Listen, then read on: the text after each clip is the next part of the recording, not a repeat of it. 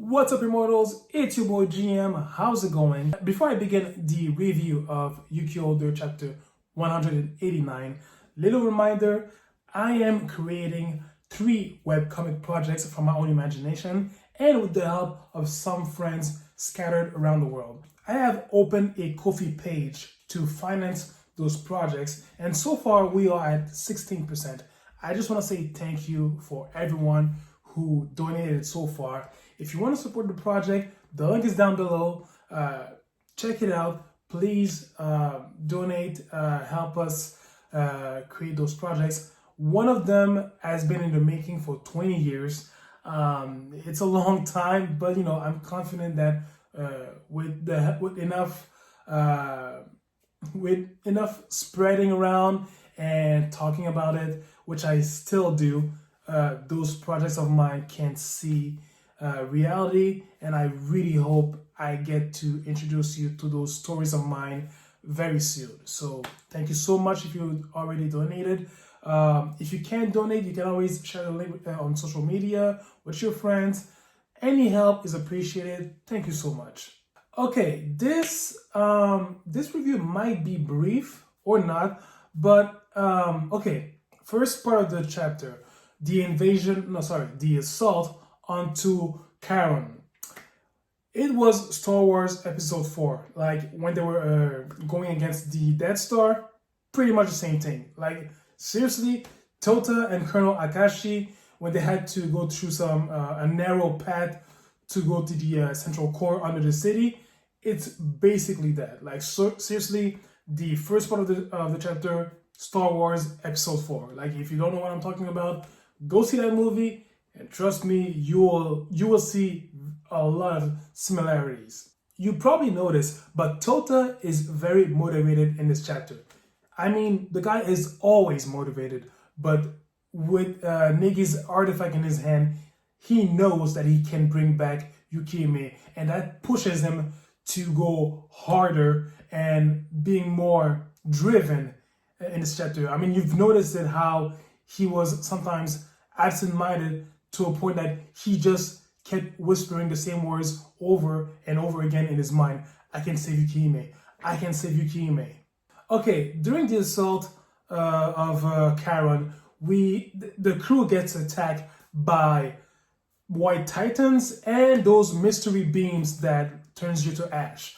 Of course, Bahal is really going insane maniac mode, like ha ha ha ha, you will all die and everything. So this is the next part is the thing that I'm not gonna say I don't agree with it, but it feels fake. And hear me out on this one.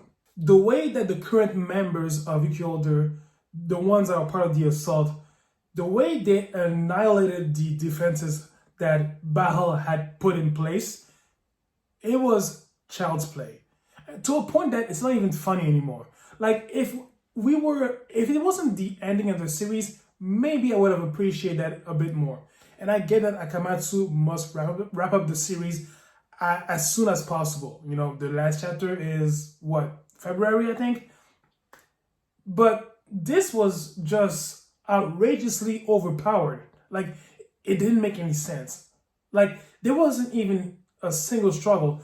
I get that there was a big lap of 45 years, and some of those members had time to sharpen up their skills. Even Jinbei announced that, hey, you know what? I did too, and I decided to be part of the Saving World crew. Okay, first of all, why would you say that? Just show how powerful you are. Like, you don't need to say it. So that part, I don't understand why it was made. But anyway, yeah, Yuki Older being outrageously overpowered. I mean, it's not the first time we've seen something like that. But I don't know. I just wasn't sitting well with this. I think that the reason why I feel so uncomfortable saying this is because Bahal, he's powerful and he's immensely powerful. While in this chapter, he was annihilated as if he was nothing. Like he was freaking out, he was stressing out, he wasn't in control. It was as if this huge pure blood character that we've heard about throughout a big chunk of time throughout the series just to be annihilated like that, as if he was nothing. Like, okay, I get it that Yukihime Yalda kind of killed him, sort of, but I don't know. It was just, I think it was just a waste of a character because the guy, look, Bao he's a pure blood. He's very powerful, but to be annihilated like that, he didn't deserve that. Bao calls his close guard to help him get rid of Yuki Holder and the assault team, and he's about to open a connection towards Pluto, and that was his fatal mistake, as Dynamis, Yalda's lab dog, as he quoted, appears out of nowhere, and there's branches of tree coming out of Bao's eye hole, mouth. Like, he's suffering big time, and there's a volcanic eruption above Pluto, above Chiron, and a beam of light calling all the way to Pluto, and bam. This is, okay, seriously, like, I don't want to laugh, but I have to laugh about this moment. Yalda appears with Negi's old comrades, all being hypnotized, as we've seen before. Like, the Yuki Holder, like, 1 second they were all mighty and overpowered and all that. Second later, as soon as Yalda appears on Earth, like, her forces, they annihilated Yuki Holder as if it was nothing. Again. You see what this is something that, see, that's what I hate. Like, you can't make a character that is overpowered, like immensely overpowered, then next thing you know, bam, Yalda arrives, you ain't shit. Like, okay, Yalda, I get it. The others, maybe a challenge or something like that. That's what I love to see. Like, even though you're powerful, I love to see a character struggling a little bit, but still going on par with this overpowered enemy. That did not happen. As soon as Yalda arrived on Earth, look, her and her comrades, they annihilated and subdued Yuki Holder as if it was nothing. Yet again. So it was just, I'm sorry to say this, pathetic. What I love about Yalda in this chapter, that girl went, look, seriously, as a powerful goddess, I would say, she is badass. Like, the way she just presented herself, like, you see her, she breathes power. Like, you look at her, even through the pages of paper, I gaze at her and I'm like, I'm fucked. Like, she feels this power is really emanating from her. Like, if hopelessness and death could be personified, Yalda right there. And I love how she really walked over Yuki Holder, even though that I wanted Yuki Holder to present a challenge against her. But again, going back to my last point, it was just ridiculous how Yuki Holder didn't even stand a chance, didn't even struggle a little bit. And while a second before, they were like going all out and overpowered, as they were overpowering Bahal, who is not a weakling, by the way. But anyways, yeah, Yalda, wow, she snapped the immortality out of Tota. You know how fuckboy you have to be when you can snap the immortality out of an immortal. Like, this is fuckboy shit. To make sure that her victory is really assured, Yalda takes out the keys to Yukihime's soul out of Tota, Karen, and Santa. And with that, she unleashes the ultimate spell, Cosmo Entelekia. And that panel right there, when there is wide magical circle wrapping the solar system, that is out. This is outstandingly Sephiroth-like. Like, if you know Sephiroth from Final Fantasy VII, that vibe, when with the One Wing Angel Symphony, I swear, when I was reading this panel, That's the kind of vibe that I was reading, you know? So again, Yelda as a bad guy, look, she has stature, she has power, she has grace, she has elegance, and she has sexiness, but she has that coldness, that wow. And at the same time, she has that weird, cold, evil kindness because she doesn't want to see the suffering of humanity anymore. She had enough of this.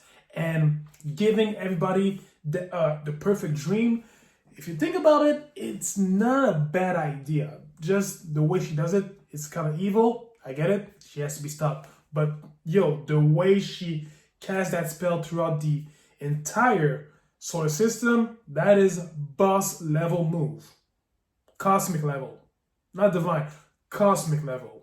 Iada throws Tota away as if he was trash, and as Tota is falling to his death, he's reminiscing about whether he was right or wrong, whether if this dream state of Iada could be the perfect solution, and all that. He wonders if he should give up, but again, even in deep hopelessness and darkness, he's not giving up. So he uses his grandfather's artifact to bring someone back to life. And that last part of the chapter really made me smile, considering that I was a big fan of Mao Sensei Negima, the prequel series. The Prodigy returns to life. Magister Magi Negi Springfield comes back to life and talks to Tota about going together to save Yukime. And that was actually a wise choice, if you ask me, because one, Negi Springfield, he knows his students, like his comrades who fought alongside with him. So who better to fight against Yalda Baho than Negi Springfield? And I'm pretty sure that we're gonna get a lot of fan service in the next chapter, because if this kid is still used to sneeze and blowing women's clothes alongside, well, that's gonna happen. I'm pretty sure it's gonna happen. But mostly, I remember Yukime saying that as long as she has a possibility to save Negi Springfield, as long as she hasn't dealt everything with him, she's still gonna be in love with him, and she's not gonna be able to move on. And it seems like, I don't know, now there's a chance for Negi Springfield and Ava to finally have their happy ending. I mean, they wanted, like we seen in the flashbacks, they wanted to be happy together, but that didn't happen because of Yalda. And now there's a chance to have their happy ending. And if that happens, good for them. I mean, considering what they went through, good for them. Tota, I mean, look, he's banged Kaden, he's banged Kurumaru, he has banged Kirie, so he has enough pussy for a lifetime, so good for him. And don't get me wrong, a part of me wants Tota and Yukime to end up together. But to be fair, Ava and Negi Springfield, they deserve that. So anyways, end of the chapter. So, okay, yes, I love the ending. It was nostalgic and it makes sense. But the rest of the chapter, like I mentioned, the whole Star Wars beginning, Yukioda being over freaking powered, then the second later, they've been annihilated in 1 second. I get it, Yada is a goddess to them, but still, the way they just annihilated Bahal, for me, it just didn't make any sense. But yeah, the chapter was really clunky, if you ask me, confusing at some parts, but it ended on a good note. So, with that said, can't wait to see what the next chapter has in store. Man, we are 3 chapters away from the ending. Man, I gotta say, even though, despite the flaws, a part of me is not ready to say goodbye. But we still have 3 months left, so Anyways, tell me your thoughts about this chapter. Did you love it? Did you hate it? I don't know. I don't read minds. Please use the comment section. Let's all talk about it. Once again, if you can help, please support my webcomic projects. You can share the links. You can share the link of my Ko-fi page to your friends on social media, or you can donate as minimum as $1.